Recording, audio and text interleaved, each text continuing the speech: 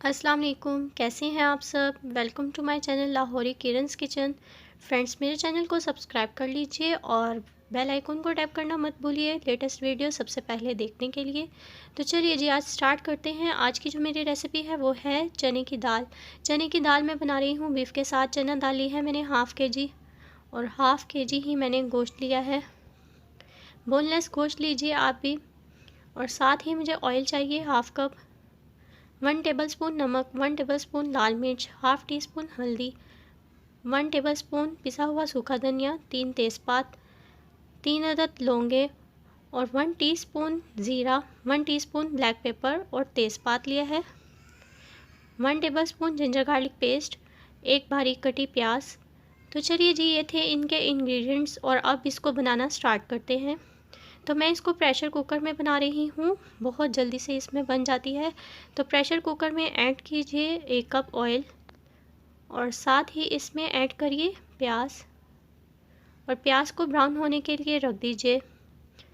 जब प्याज ब्राउन हो जाए तो हम इसमें ऐड करेंगे जिंजर गार्लिक पेस्ट।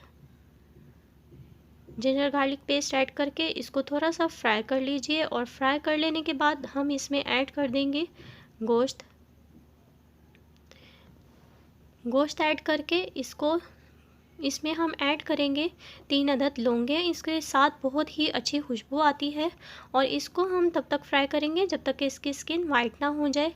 मैंने यहाँ पे बीफ का गोश्त लिया है, आप मटन भी ले सकते हैं, रेसिपी सेम रहेगी। अब इसको फ्राई कर लेने के बाद इसमें हम सभी स्पाइसेस ऐड करेंगे जिसकी डिटेल मैं आपको ऑलरेडी बता चुकी हूँ। तो सभी मसाला जात इसमें डाल देने के बाद हम इसको भून लेंगे। अच्छी तरह से इसको भून लीजिए मसाले जात को गोश्त के साथ। सभी मसालों को भून लेने के बाद हम इसमें ऐड करेंगे पानी।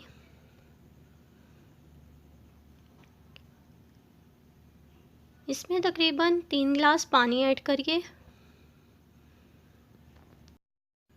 पानी मैंने इसमें ऐड कर दिया है। मैं अभी इसमें दाल ऐड नहीं करूँगी। अगर मैं इसमें दाल ऐड कर दूँगी तो दाल पहले ही गल जाएगी और बीफ इसमें खरा रह जाएगा और दाल जलना स्टार्ट हो जाएगी। तो चलिए जी, अब इसको प्रेशर कुकर इसका बंद करते हैं और तब सभी सेफ्टीज़ का ध्यान रखिए और बहुत ही एहतियात से प्रेशर कुकर का इस्तेमाल कीजिए।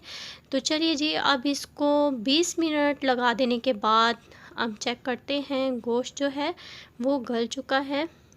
आपने बिल्कुल 20 मिनट में तकरीबन गोश्त सारा ही मुकम्मल तौर पर गल चुका होता है। तो ये आप देखिए और मैं इसे तोड़ कर भी दिखाती हूँ। ये देखिए आराम से टूट रहा है।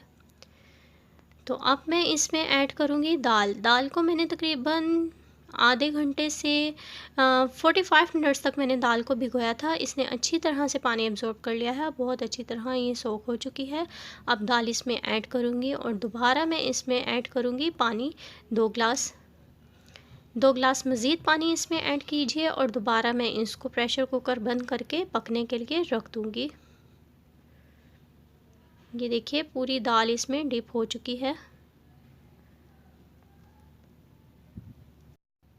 दोबारा से मैं इसको 10 मिनट का प्रेशर कुकर लगा रही हूँ। तो 10 मिनट बाद आप ये देख सकते हैं दाल भी इसमें गल चुकी है। अब हम दाल को और बीफ को अच्छी तरह से मैश कर लेंगे। अच्छी तरह से आप इसको मैश कर लीजिए। कुछ लोग इसमें दाल को बिल्कुल ही मैश कर देते हैं और कुछ इसको थोड़ा थोड़ा खरा रखते हैं। मैं आज दाल मुकम्मल तौर पर मैश नहीं कर रही हूँ, थोड़ा सा इसको मैश कर लूँगी और थोड़ी ऐसे ही खरी रहने दूँगी। तो तकरीबन 10 मिनट तक इसको मैश कर लेने के बाद आप ये इसका देख सकते हैं, इस तरह की इसकी कंसिस्टेंसी होगी। इसको बहुत ज़्यादा इसका पानी मत खुश्क कीजिए वरना ये ठंडे होने के बाद भी बहुत ज़्यादा गाढ़ी हो जाती है। अब मैं इसमें मुट्ठी भर धनिया ऐड करूँगी। धनिया ऐड करके इसमें ऐड करेंगे हम पिसा हुआ गरम मसाला। गरम मसाला डालने से बहुत ही मज़े की प्यारी सी खुशबू आती है और धनिया भी इसमें बहुत अच्छा टेस्ट देता है। तो ये पिसा हुआ गरम मसाला इसमें गया हाफ़ टी स्पून।